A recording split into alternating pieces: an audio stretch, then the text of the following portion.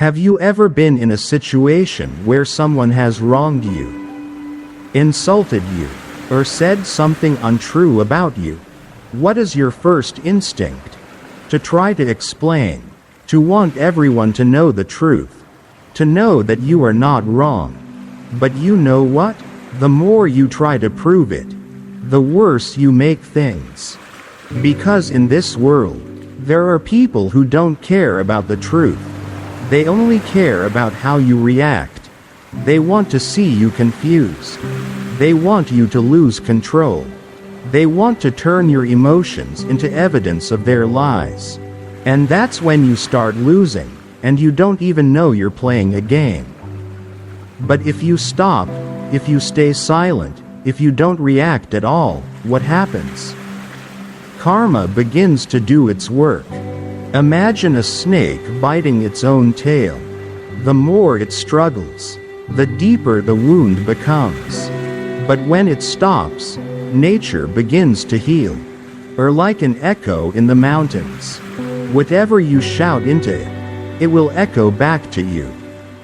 That is how karma works. When you choose to remain silent, you don't lose. You're just retreating from the game that the bad guy has set up.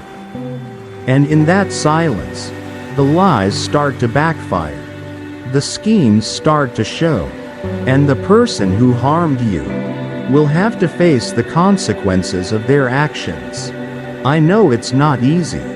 We live in a time when everyone wants to be understood, to be defended, but you don't have to prove yourself to everyone. You just have to be true to yourself. And let time and karma take care of the rest. Stay with me, because in the next few minutes, you will discover 7 situations in life where silence is the most powerful answer you can give. And I believe that, by the end of this video, you will not look at silence the same way again. Imagine this.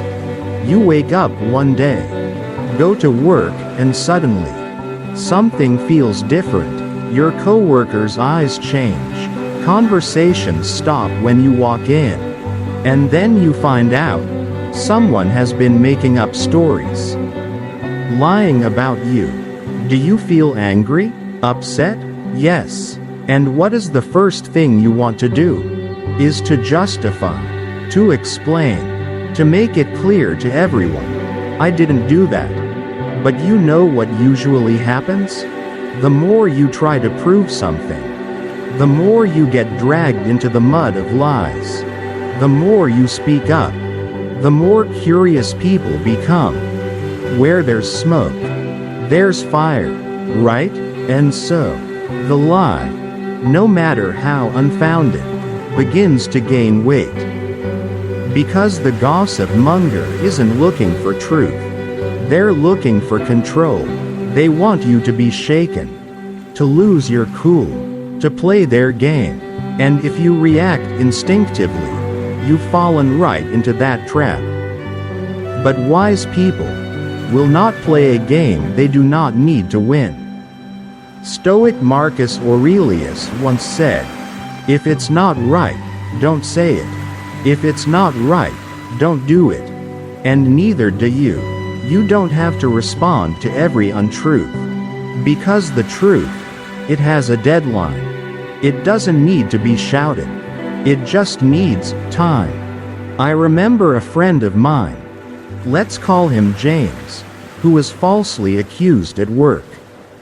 Rather than go from table to table, James chose to keep quiet. He continued his work, did his job, and did not participate in any of the gossip. A few weeks later, the truth came out. The person who spread the rumor had a history of manipulation. And James? He not only kept his reputation, he earned the respect of others for how he handled the situation. So what is the lesson here? 1. Don't get caught up in the game of liars. 2. Keep your cool, your integrity, because that's what they can't take from you. 3. And finally, Let karma do its thing. Sometimes, silence is the loudest answer you can give. Betray. Just hearing that word is enough to make one's heart ache. Have you ever trusted someone so much that you didn't think they would hurt you? Maybe it was a longtime friend, a partner, or someone you considered your best friend. And then, they turned their back on you. No warning, no reason. And what's the first thing you want? It is to demand the truth. It is to force them to explain. It is to ask them, "Why did you do this to me?" But here's the harsh truth. The person who betrayed you usually doesn't see that they were wrong. In their head, they always have a reason. Maybe an excuse, maybe a blame back on you. And the more you try to make them understand, the more you fall into a meaningless dialogue, where no one listens. Only the hurt repeats itself. Roman philosopher Seneca once said, "A gem cannot shine without friction, and a man cannot be perfected without trials." Betrayal is friction. It cuts deep, but if you learn to rise from it, you will be more mature, stronger, and more aware of who deserves to be in your life. I remember the story of Sarah, a dear friend of mine. She had a friend for over 10 years. They shared everything, from their deepest secrets to their big dreams. Until one day, Sarah discovered that her friend had been talking behind her back, revealing personal information, and even sabotaging an important job opportunity. First reaction? Of course, anger, wanting to question, wanting to demand justice. But then, Sarah chose silence. No accusations, no need to explain. She just walked away silently. And you know what happened? The other person waited for a confrontation, to blame, to play the victim, but all there was a cold silence. And that silence was the loudest bell. So what do you need to remember when you are betrayed? 1. Accept the truth, even if it hurts. 2. Don't waste your breath proving what they already know, but don't have the courage to admit. 3. Withdraw, in silence, in peace, and in dignity, because sometimes, silence is the most powerful voice. It not only protects you from further hurt, but also reminds them that they are the ones who lost the most precious thing. Have you ever been offended? A sarcastic remark, a snide remark in front of someone, or a comment that leaves you speechless? If so, what is your first reaction? To respond? To show them you are not to be trifled with? I get it, we've all been there, but stop for a second and ask yourself, what if I don't respond? What if I just smile and keep quiet? Because you see, insults don't usually come from a place of truth. They come from the speaker's insecurities. When someone insults you, their goal isn't to say the right thing, but to appeal to your emotions, to see you get angry. Lose your cool, and most importantly, react. But when you react, you give them control. Marcus Aurelius, one of the great philosophers of Stoicism, once said, "The best revenge is not to become like the offender." Consider the story of David, a man I once worked with. At a company party after he had been promoted, a jealous colleague made a sarcastic remark in the crowd. I guess everyone gets promoted easily these days. The air suddenly became silent. Everyone waited for David to react. But he just smiled, looked straight into the other man's eyes, and said nothing. Not a word of justification. Not a drop of anger. You know what happened next? The other guy lost face. The whole room felt it. Not because David won, but because he didn't have to fight to keep his dignity. So what should you do when you are offended? 1. Remember that bad words say more about the person who says them than they do about you. 2. Don't react, because reacting is an admission that they touched you. 3. Keep your cool, and show them you are not easily pulled down to the same negative frequency. Finally, remember, no one can hurt you unless you give them that power. And sometimes, silence is the strongest shield you can carry. There is a type of person who is very difficult to deal with, not because they are loud, not because they attack you directly, but because they are always the victim in every story. Have you ever met this type of person? They twist the truth. They leave out the part where they did something wrong. And then, somehow, they make you, the person who was just trying to make a point, the bad guy. Someone who is insensitive, someone who attacks them, someone who deserves to be criticized. Sound familiar? When you encounter such a person, your instinct may be to try to explain, to prove that you are not wrong. But the more you talk, the more you fall into the trap they have set. And then, strangely enough, your sincere words are used as evidence against you. Because for people who play the victim, the truth is less important than the feelings they can create in others. They are not looking for justice, they are looking for attention. And this, the philosopher Epictetus warned thousands of years ago. Complaining never works. A person who is always playing the victim doesn't want to solve the problem. They just want to continue to control how others see them. And if you argue, you only fuel their drama. Let me tell you about a former colleague of mine, Rachel. She used to work with someone who would turn every argument into a "I'm the one who gets hurt" situation. Every time someone criticized them, they would cry. Every time there was a conflict, they would tell everyone that Rachel was bullying them. At first, Rachel tried to prove the truth, presented evidence, even recordings, but nothing worked, until she chose to stay silent, not react, not confront. She just did her job and let time speak for itself. A few weeks later, the victim started playing the victim again, but this time with someone else.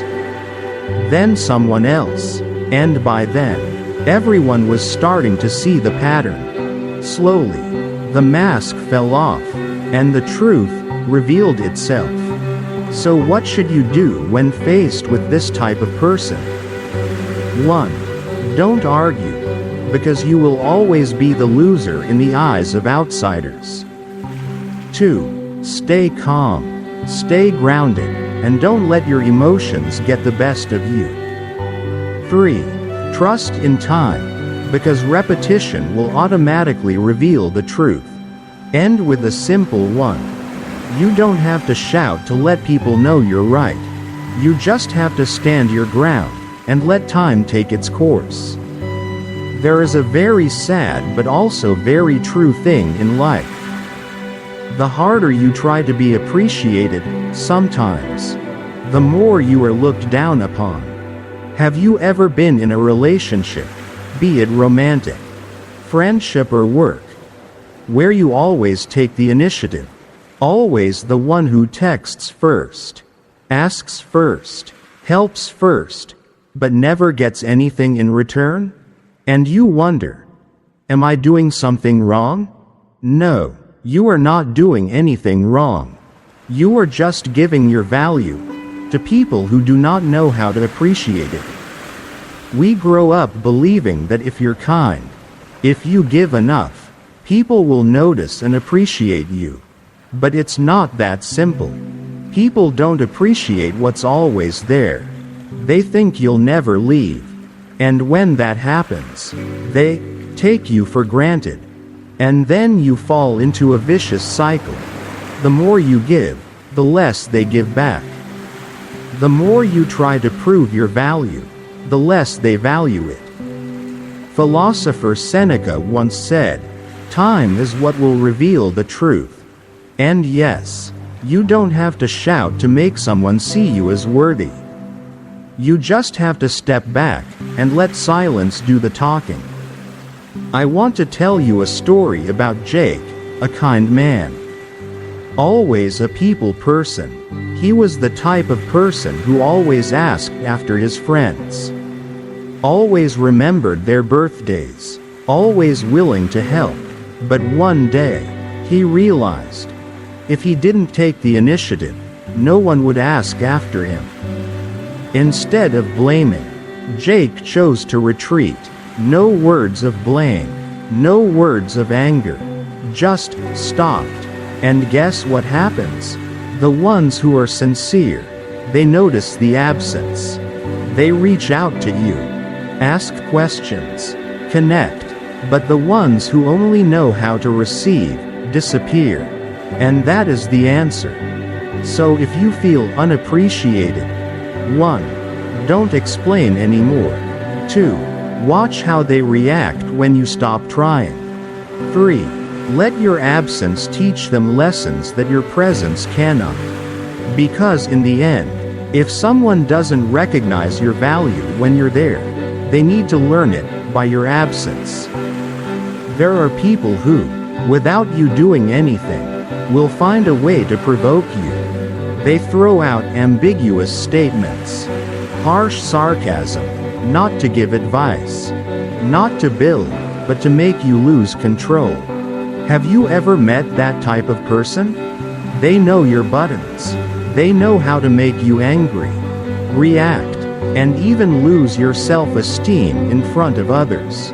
And the sad thing is, they don't want to solve the problem. They just want to see you lose your temper. But you know what? Your response is the reward they are looking for. And when you give it to them, you give away control of yourself. Marcus Aurelius once wrote, "You have control over your mind, not your circumstances." You can't control what other people say, but you can absolutely control how you react. And when you do that, you become untouchable. I remember Adam, a person I used to work with. In meetings, there was always a colleague who would deliberately poke fun at him in front of the crowd. Why did you choose this option? It seems a bit thoughtless. All eyes were on Adam. But instead of reacting, he just smiled, nodded, and continued his presentation as if nothing had happened. The result? The provocateur runs out of ideas. Because there is no response. There is no theatrics, no drama, no control. And that is the real victory. So what should you do when you are provoked? 1. Recognize the game. Don't let yourself become a character in their script. 2. Keep calm, because no one can control a person who does not react. 3. Know that emotional control equals inner freedom, and that freedom no one can take away. And with this, you don't have to scream to prove you're strong. You just have to not be pulled down, and that's the greatest strength. There are regrets that come late, and there are losses that cannot be recovered. Have you ever been the one giving a lot in a relationship, only to receive indifference in return? You're loving, you're supportive, you're always there, but then one day, you realize, the other person takes your presence for granted. They think you'll always be there, until you're not. And when you leave, no anger, no noise, just silence. Then that very absence becomes the loudest voice. The truth is, if they truly valued you, they wouldn't have lost you in the first place. Many people learn nothing from presence, but a lot from absence. They begin to notice the little things you did. The times you listened when no one else was listening. The times you stayed when everyone else left. But by the time they do, you've already moved on. Philosopher Epictetus once said, "No one is truly free unless he is master of himself." Mastering yourself is knowing when to stop. It is being smart enough not to go back just because the other person finally realizes your worth. I think of Olivia, a strong woman who was in a relationship for many years. She always gave more than she received. Every time she was taken for granted, she forgave. Every time she was taken for granted, she told herself, maybe he will change. But then, one day, Olivia left. No arguments, no blame, just silence. And a few months later, the other person came back, full of regret, full of sorrow. But then, Olivia learned the biggest lesson. Love is not a reason to stay if you are not appreciated. So when someone regrets losing you, remember, 1. Don't be so quick to give a second chance. 2. Silence is not an escape, it is a reminder for them to face what they have let slip away. 3. Knowing when to stop, and actually stopping, is a form of strength that not everyone possesses. B. Sometimes the only lesson you can teach someone is to let them learn from your absence. You have walked with me through 7 situations, each one a cut in the heart. A hurt that any of us can experience. You have been misunderstood. You have been betrayed. You have been insulted, disrespected, provoked.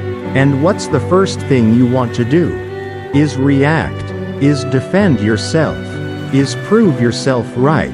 But perhaps, after all, you have realized one thing. Sometimes, you don't need to fight to regain justice.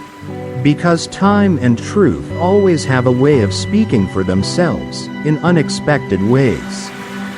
Silence, in the eyes of the hot-tempered, may be weakness. But in the eyes of the sane, it is a form of strength.